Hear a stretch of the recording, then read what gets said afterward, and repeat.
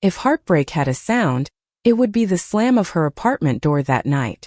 And if irony had a face, it would be mine standing in my ex-girlfriend's office 2 weeks later, being comforted by the woman who'd once called her best friend.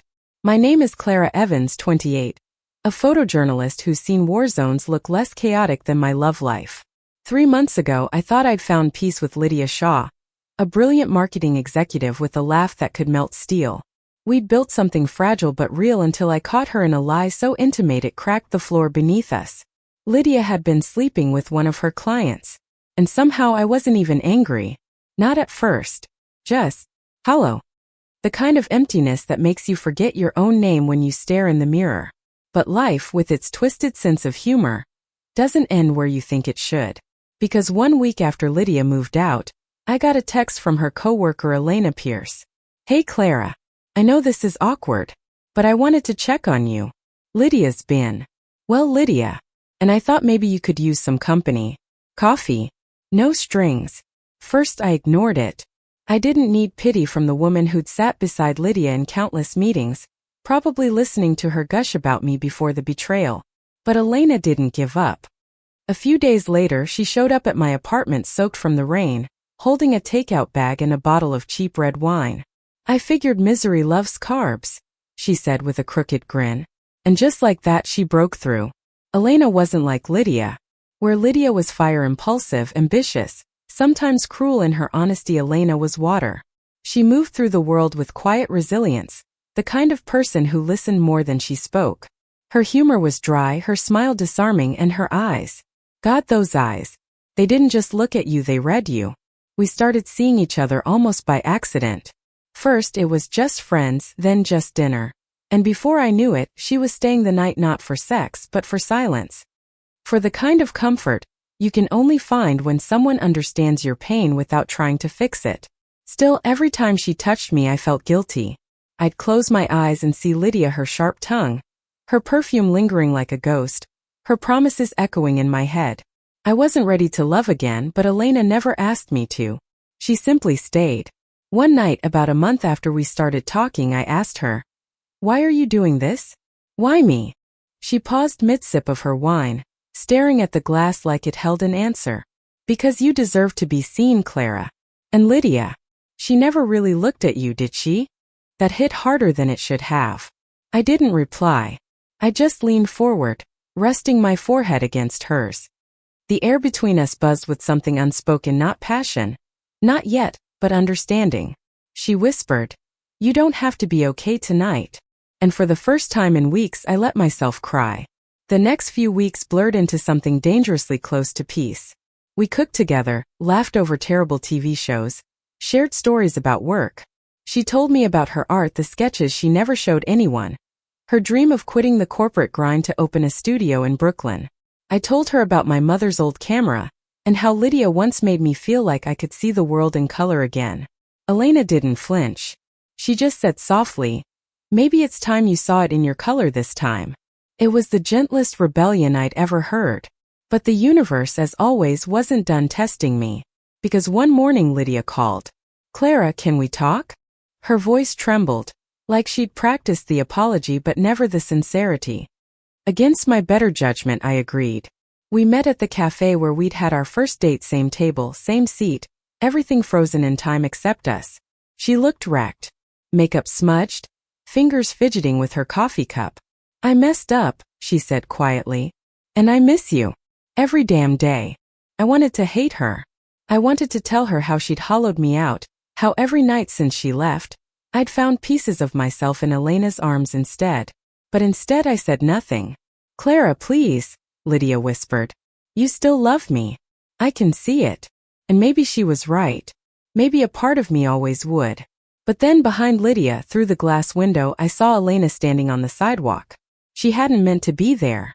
She was just passing by, a portfolio under her arm, a coffee in hand, and when our eyes met, something inside me shifted. That's when I knew. Whatever I felt for Lydia wasn't love anymore. It was nostalgia disguised as pain. Later that night, I went to Elena's place. She didn't ask questions. She just opened the door, her hair messy, paint smudged on her fingers. "I saw you," she said softly. "At the cafe." I know. Did you? No, I interrupted. I didn't go back to her. Silence. Then the smallest smile. She's not the one anymore, is she? I shook my head. No. You are. That night, for the first time, we didn't just sleep together, we belonged to each other. It wasn't rushed, wasn't desperate. It was tender. Real. Every touch, every kiss felt like unlearning heartbreak and relearning what safety felt like. Elena whispered things that healed instead of hurt. She didn't say she loved me. She didn't need to. Because when she pulled me close, I finally understood love isn't about who broke you first. It's about who stays long enough to help you rebuild. But life wasn't about to make it easy. The next morning my phone buzzed Lydia again. This time it wasn't a plea. It was fury. You're sleeping with Elena? My best friend? You're unbelievable, Clara. I stared at the screen, heart pounding. Elena's face paled when she saw the message. She knows, I whispered. Elena closed her eyes. Then I guessed the real storm's here. And just like that, everything we built was about to be tested. Lydia's fury didn't explode all at once. It simmered like a quiet fire under a floorboard, waiting for the right gust of air to consume everything above it. The first gust came on Monday morning. Elena walked into the office, same coffee cup, same quiet confidence, but something in the air had changed. Conversations stopped when she passed. The usual smiles turned to whispers. Her inbox was flooded with curt emails and meeting cancellations. And then there was Lydia. She stood by the glass conference room, arms crossed, her red blazer catching the morning light like a warning sign. Pierce, Lydia called, her tone flat, controlled. In my office. Now. Elena hesitated, glancing toward the open floor where half the team was pretending not to watch. She straightened her shoulders and went in. What followed wasn't a conversation. It was an execution. I didn't know any of this until later that day, when my phone buzzed with a message from Elena. Can we talk tonight? Her words were calm, but I could feel the exhaustion behind them. When she arrived at my apartment, she looked like someone who'd been through war. Her mascara was gone, replaced by red eyes and trembling hands. She didn't even take off her coat before saying it. She fired me, Clara. My heart dropped. What? She can't, she can. Technically, it's for breach of conduct. But we both know what that means. I took a step toward her, but she stepped back, shaking her head. Don't, please. Not yet. I just need a second to breathe before I fall apart. So I gave her space, but only enough for her to collapse into my arms a minute later. She buried her face in my shoulder. I didn't even fight her. I just stood there and let her talk to me like I was nothing. You're not nothing, I whispered. You're everything she isn't. Her laugh was broken, bitter. That's not what it feels like right now. Over the next few days, everything blurred again. Elena stayed with me, mostly quiet, spending hours sketching in the living room with her headphones on. Sometimes I'd catch her staring out the window, eyes unfocused like she was still trapped in that office, still hearing Lydia's voice. And yet, even in that silence, something powerful was growing between us. One night, as I watched her draw the faint light of my desk lamp tracing the curve of her face, I realized something. She wasn't angry. She was grieving. Not for Lydia, but for the years of loyalty she'd given to someone who saw her as disposable. Do you ever regret it? I asked quietly. She didn't look up. What? Us. Finally she met my eyes. No, not even for a second. But I regret not being strong enough to protect what we have. That hit me harder than I expected. Elena, I said softly, you are strong. You've been holding both of us together when I should have been the one holding you. She gave a small, sad smile. Maybe we both deserve someone to hold us for once. But Lydia wasn't finished. A week later, an article appeared on an industry blog. Anonymous, of course, but everyone knew who it was about. Rumors swirl around marketing executive Lydia Shaw's former partner, who's reportedly moved on with Shaw's close friend and colleague. Sources describe the situation as messy and unprofessional. My stomach turned as I read the words. The photo's one of me from a photography exhibit last year. Another blurry one of Elena leaving my apartment building made my skin crawl. Elena, I said, handing her my phone. She's trying to destroy you. Elena stared at the screen, her expression unreadable. Not just me. You too. She doesn't get to do this. I said, anger bubbling up. We can tell the truth. She shook her head. And what? Feed the fire? She wants a war. I won't give her that. Her calmness both amazed and terrified me. Then what do we do? I asked. She reached over, lacing her fingers through mine. We live. Loudly. Happily. That's the one thing she can't stand, that we survived her.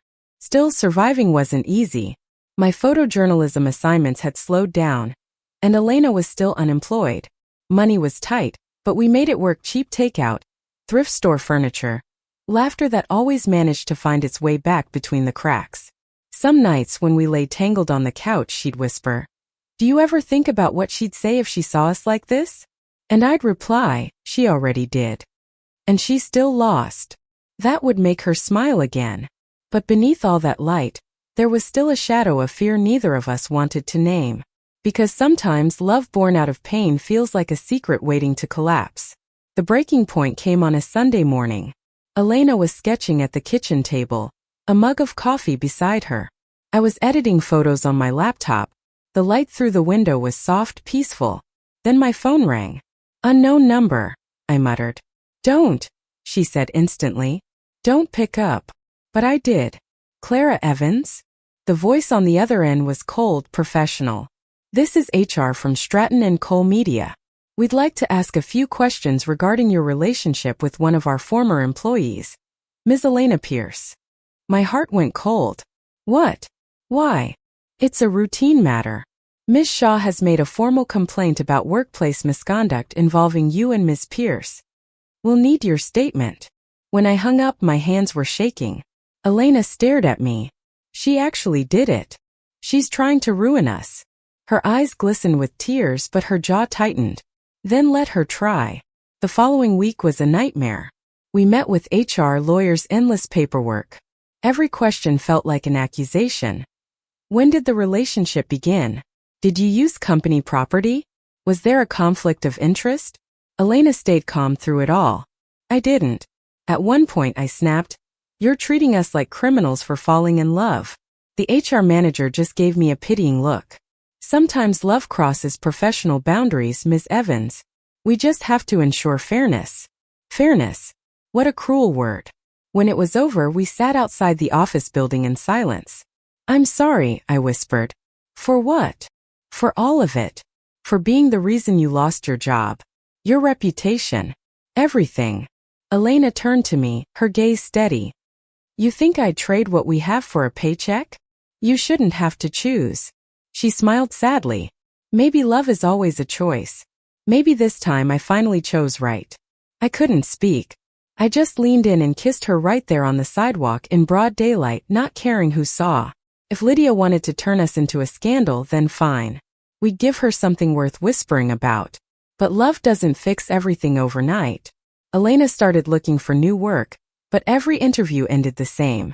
Polite smiles, vague rejections. Her name had been quietly blacklisted. Lydia's influence ran deeper than we thought. I watched her confidence erode day by day. The woman who once sketched with color now drew only in grayscale. One night I found her in the dark, staring at a blank canvas. "I can't do this anymore," she said quietly. "Hey," I whispered, kneeling beside her. "You can. You've faced worse." "No. I can't keep fighting her. I'm tired of being the villain in a story I didn't even write." I cupped her face in my hands. "Then let's write our own." She blinked at me, confused. "Come with me," I said. "Anywhere. Just away from this city, from her. Let's start over." Her breath hitched. "You're serious?" "Dead serious. I have some savings. Enough to get us to Maine or Oregon, maybe somewhere quiet near the water. You can paint. I'll shoot landscapes. We'll make our own piece." She laughed, a wet, trembling sound. "That's insane." "Yeah," I said, smiling through my tears. "So was falling in love with you. And look how that turned out." 2 weeks later, we were gone. We packed everything we could fit into my old Subaru canvases, cameras, a suitcase full of shared clothes. We left New York behind like a bad dream, driving until the skyline turned into mountains, then forests, then the steady rhythm of waves against the shore. We found a small cottage on the coast of Maine, chipped paint, creaky floors, a porch that faced the sea. It wasn't perfect, but it was ours. Elena painted again. I started shooting photos for local magazines. Our days filled with simple rituals. Coffee at dawn, walks on the beach, long talks under blankets when the wind howled outside. Sometimes she'd paint me, always with soft light, like she was afraid of losing the details. Sometimes I'd photograph her when she wasn't looking, when her guard was down. And in those moments we healed. One evening, as the sun dipped into the horizon, Elena said quietly, "Do you ever think she regrets it? Lydia, I mean." I shrugged. Maybe. Maybe not. But it doesn't matter anymore.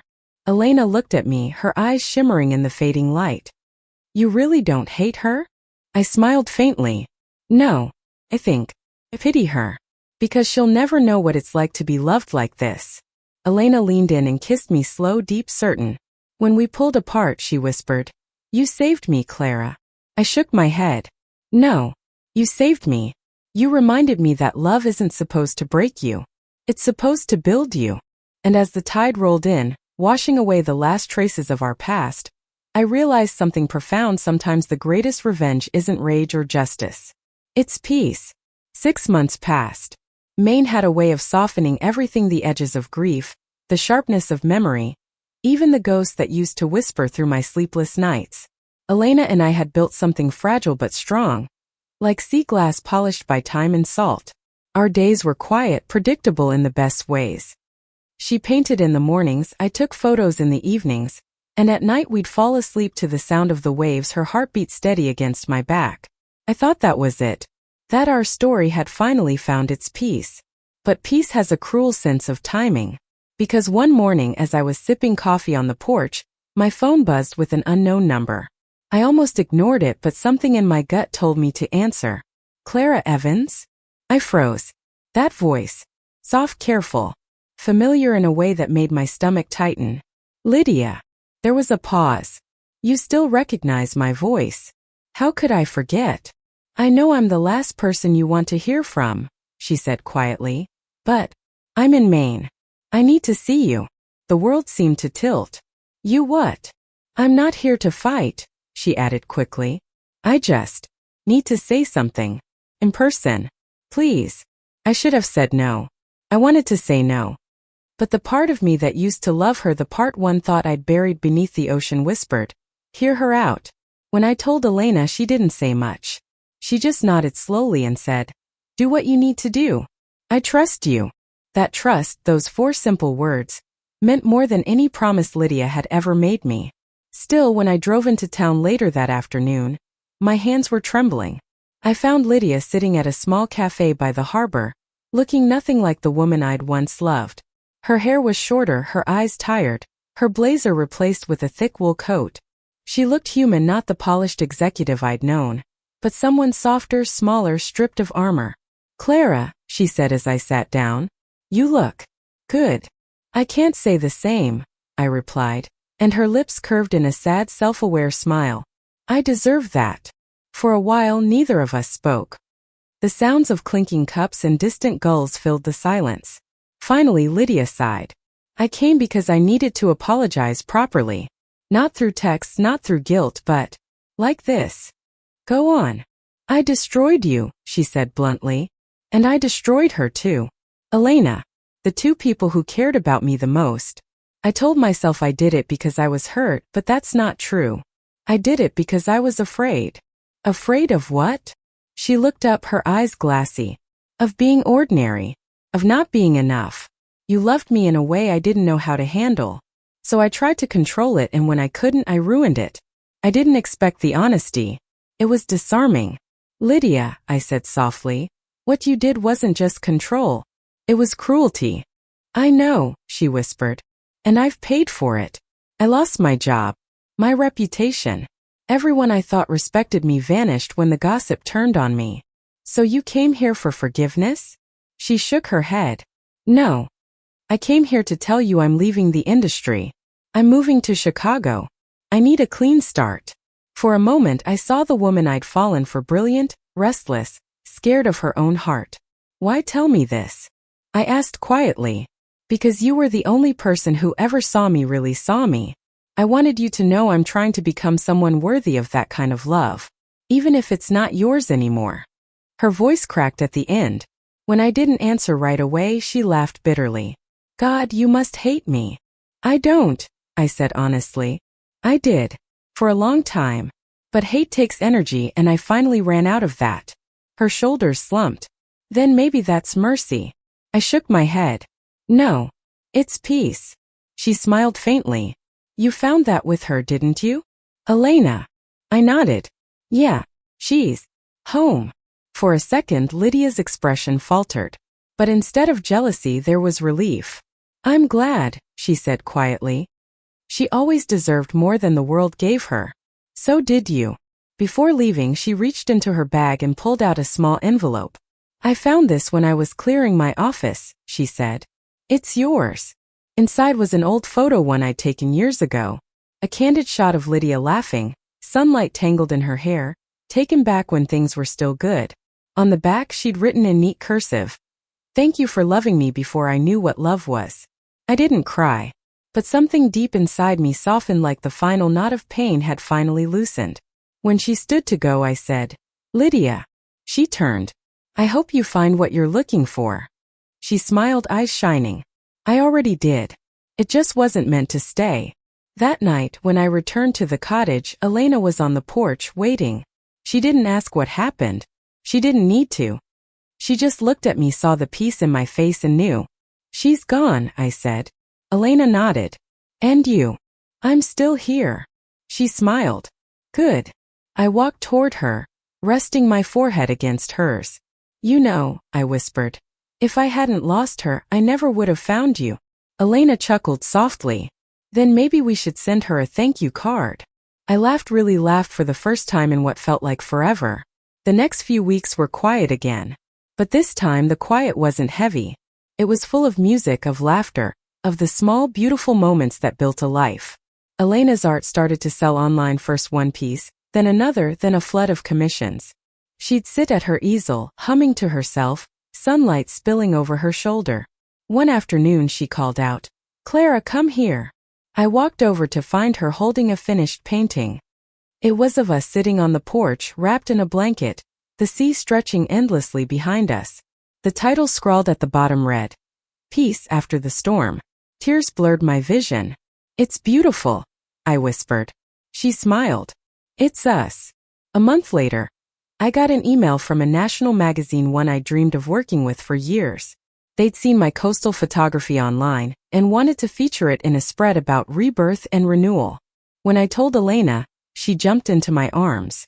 "You did it." "We did it," I wanted to say, because she'd been there through every sleepless night, every self-doubt, every whisper that told me I wasn't enough. That night, as we celebrated with cheap champagne and sea salt popcorn, she said something I'll never forget. "You know what's funny?" she murmured, tracing circles on my wrist. If someone had told me a year ago that I'd fall in love with my best friend's ex, I would have laughed in their face. "And now?" I asked. She smiled. "Now I think the universe has a dark sense of humor but a good heart." I kissed her then, slow and deep, tasting salt and laughter. The next morning, I woke up early to catch the sunrise. I took my camera and stepped outside, the air crisp, the world washed in gold. As I focused the lens, Elena appeared behind me, wrapping her arms around my waist. "Still chasing light?" she teased. "Always." She rested her chin on my shoulder. "You know, I think you've already found it." I turned and she was right. The light wasn't out there anymore. It was here, in her smile, in the life we'd built from the ruins of what broke us. A year later, we held our first joint exhibition in Portland, her paintings, my photos. The gallery was small but full of warmth and strangers who somehow felt like family. As I walked through the space, I noticed one painting that stopped me cold. It was Lydia.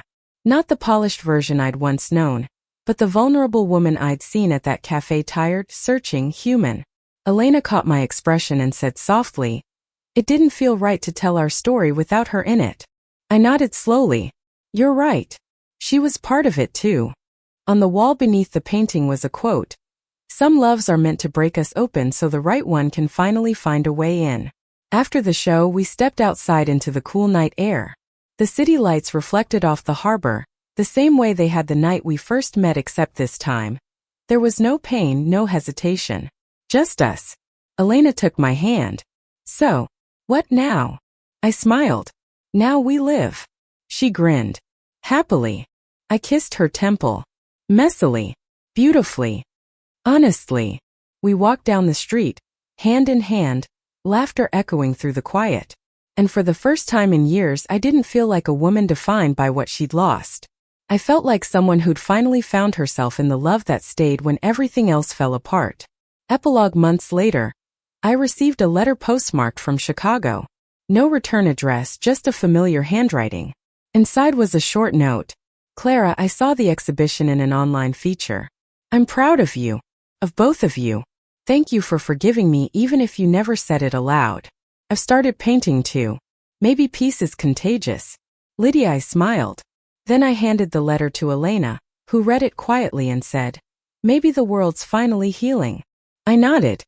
Maybe it is. She leaned against me, the sea wind playing with her hair. And as the horizon burned gold, I thought about all the versions of love we'd lived, the broken ones, the brutal ones, the ones that bloomed when we least expected it. Love that betrayed. Love that rebuilt. Love that stayed. And I realized maybe forgiveness isn't about letting someone back in. It's about freeing the space they once occupied, so something true can grow. Something like this. Thank you for listening. Like and subscribe to get notifications about next videos.